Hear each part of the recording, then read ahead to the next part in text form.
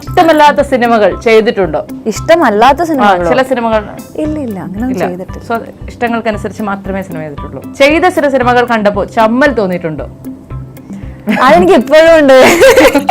എനിക്കിപ്പോഴും എന്റെ പടം ഇരുന്ന് കാണുമ്പോ എനിക്കൊരു അങ്ങനൊരു ഇതായിരിക്കും. ആണ്. അച്ഛനും അമ്മയും ചേച്ചി എല്ലാരും കൂടെ സിനിമയ്ക്ക് വന്നിരുന്ന് ഇത് കാണുമ്പോഴത്തേക്കും ഉള്ളിന്റെ ഉള്ളിൽ അയ്യോ എന്നൊരു ചമ്മൽ.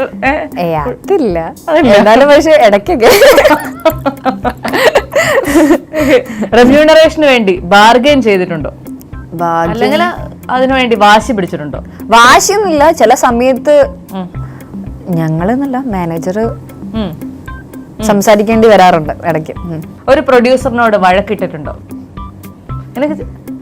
എനിക്ക് ചോദിക്കണായിരിക്കും ഇത് എന്തോ അറിഞ്ഞിട്ട് വേണ്ടിയിട്ടുള്ള ചോദ്യം. ജീവിതത്തിൽ ആരോടെങ്കിലും ഒരാഴ്ചയിൽ കൂടുതൽ വഴക്കിട്ട് മിണ്ടാതിരുന്നിട്ടുണ്ടോ? പിന്നെ എത്ര ആൾക്കാരോട്? പിന്നെ ഒരാഴ്ച കൂടുതൽ എന്നിട്ട് വഴക്ക് പിന്നീട്. ഞാൻ ഇപ്പോൾ 2ാം ക്ലാസ്സിൽ ചോദിച്ച എന്റെ ഫ്രണ്ടിനോട് അതിന് വിട്ടിട്ടില്ല.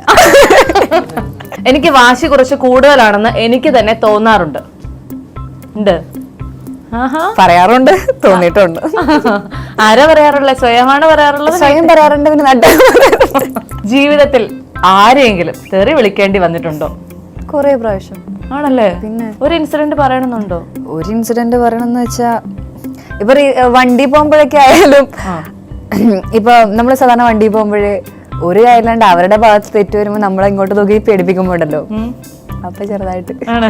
സ്വന്തമായിട്ട് ഡ്രൈവ് ചെയ്യുമ്പോഴാണോ പുറകിലിരിക്കുമ്പോഴാണോ? പുറകിലിരിക്കുമ്പോഴുണ്ടാവാറുണ്ട്. ഡ്രൈവ് ചെയ്യുമ്പോന്ന് വെച്ചാൽ അങ്ങനെ ഉണ്ടാവാറില്ല. ചില സമയത്ത് ചില ആൾക്കാർക്ക് ഞങ്ങള് വണ്ടി ലേഡീസ് ആണ് ഓടിക്കുന്നത് പറയുമ്പോ അവർ ഓവർടേക്ക് ചെയ്യുമ്പോൾ ചില സമയത്ത് അവർക്കൊരു സാധനം അടിച്ചിട്ട് റേസ് ചെയ്യും. അതുണ്ടാവാറുണ്ട്. അപ്പൊ എനിക്ക് ഭയങ്കര ദേഷ്യം വരും. ആക്ടിങ് ഇപ്പോൾ ഈസി ആയി തോന്നാറുണ്ടോ? ഈസി എന്ന് പറയാൻ പറ്റില്ല. ചിലതൊക്കെ യെസ്, ചിലതൊക്കെ നോ. ചില ഭാഗങ്ങള് യെസ്. മൈക്ക് മൂവി സെലക്ട് ചെയ്യാൻ കാരണം ജോൺ എബ്രഹാം ആണോ?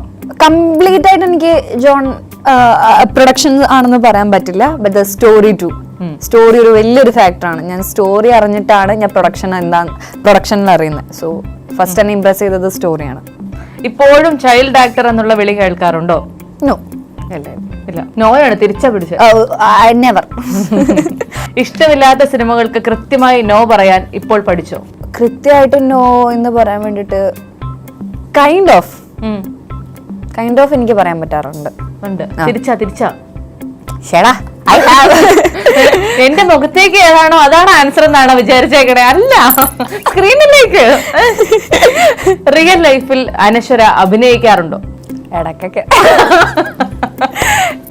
വേണ്ടി വരാറുണ്ട്. എന്തിനാ മോളെ മുടിയൊക്കെ വെട്ടിക്കളഞ്ഞ എന്ന ചോദ്യം ഇപ്പോഴും കേൾക്കുന്നുണ്ടോ? ഭയങ്കരമായിട്ട്. സത്യത്തിൽ എന്തായിരിക്കും മുടി വെട്ടാനുണ്ടായ ഒരു സാഹചര്യ കാരണം എന്താണ്? എന്റെ മുടി എന്റെ സ്വാതന്ത്ര്യം, അങ്ങനെ എനിക്ക് എല്ലാവരും ചില അമ്മമാരൊക്കെ വന്നൊരു സ്നേഹത്തോടെ എന്തിനാ മോളെ കോലം കിട്ടുപോയല്ലോ എന്നൊക്കെ പറയും.